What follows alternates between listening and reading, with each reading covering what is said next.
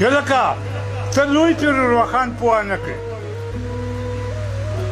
ته لوی خوشحال خان پوه نه کړې ته لوی غازي امان الله پوه نه کړې ته لوی باچا خان پوه نه کړې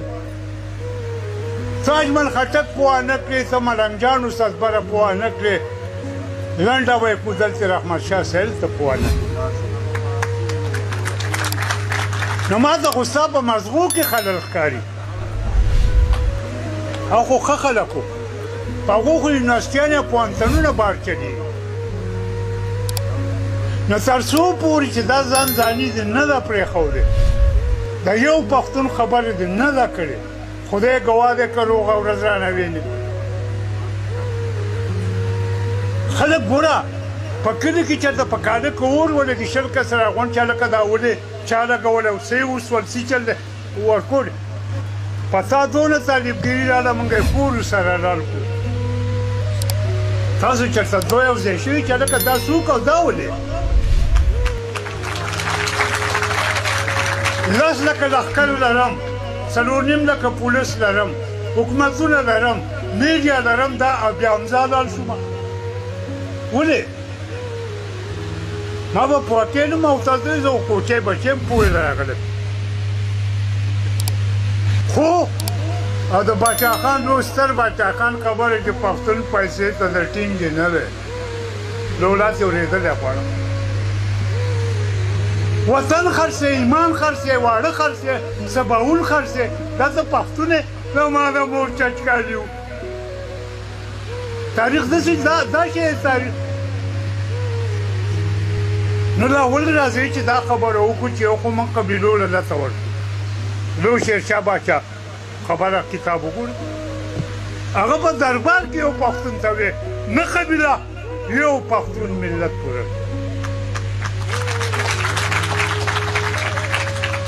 نو روز به ستا سره څنګه شریک شمه زه خو لکه د لنډې اوبه یم ته اباسین مې ما بېرته غورځئ زما اصل ته په یو علاقه کې اصل وی بار ورته نه وی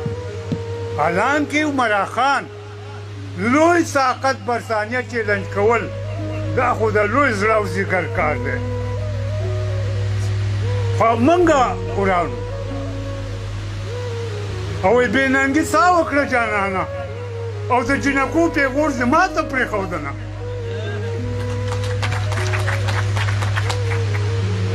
یعنې لنډه خبره که تاسو د عمرا خان بابا سره ولاړ وې نو عمرا خان کابل ته څو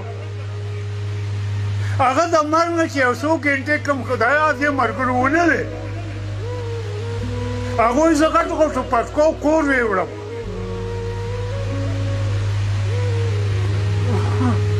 زه سهار خرڅېږم ماښام خرڅېږم ماخوستن خرڅېږم څه چل وی په دې کې هغه نران چې عمرا خان یې سره کړله هغه به کې بې ځایه توی شي چې کوم ریښونه خلک دی هغه لاړو بې ځایه ها موږ بېګا پیرډي وواله موږ بېګا کړهی وو پښتون دې ته ناست نو نه یې خبر زه په کور کې د خپلې ښځې نه د خپل بچي نه د خپل لور نه خپل زوی نه یې خبر موبایل شته په تاجي کې زر زر راکړه والاو موبایل شته داسې ښځه که یو دا سمسۍ ده په بل په بله موبایل دی الاو تاسو ته خو موبایل مالیخول یې لګېدلی قام دا شی دی قرآن تاسو یې وایي زه کله کله خفه کېږم په سیکانو کې به دې پیدا کړم خو دلته به دې نه پیدا کوم د سیخ خو یو نوم دی که نه ځان دی څونه شی په د هندوستان غوندې طاقت نه وتړو لاړ شئ دربار چېرته موږ څه نه لیده موږ نه کیسې واورئ ځان له ژبه ده ځان له کلتور دی ځان له کتاب دی ځان له قانون دی ته ما ته دا ځای ناستې ته لس نیم کروړه خلک یې د کندهار نه والا دمغاره پورې تا ستا ژبه نیسي بې ژبې څاروی تا یو ننګ وکړو چې هلکه شابه ده خړی پونګه زما ژبه ها نه موږ له خو بیا پیسې نه راکوي ها نو شاهین خو لیونی دی که دی غواړي نو غواړي به تا یو څیز ورکو چې وای ناټ مایله بیا رسټورانټ تقریر وکړو ستا دوست دستور له قانوني نقصه ولې ورنه کړی شو په عدالت کې زه خو ټولې فیصلې په خپل دود دستور کړو زما مشران دا څه نه جوړ کړی و چې یو سړي ته ووایه ښه دا قرآن په سر کړه په دې پټي کې لاړ شی به ستا شی زما د دې نه ښه عادت شته تاسو په هغه هر څه خپې کېښودې اوس نه په سل کاله کې فیصله کېږي د غازي عمرا خان نر قاند نه جوړ شوی نه دي پوله شته نه دي پټی شته خیرات ته کېنولې ستا نیکه تورې وهلې نیکه یې تورې وهلې وې نو ده نه خیراتي جوړ کړه دا خو چې تاسو نران وې تاسو ورغلې چې په خدای باور وکړو په هر څه اور لګوم دا خو زما د هیرو زما د شهزلمي اولاد دی دا خو د ده ځمکه ده دا چې تاسو کړی وې جرګه مو کړی وې ننواتې مو کړی د دې وطن رواج دی که په دې لوی شی له وړو راغستی وې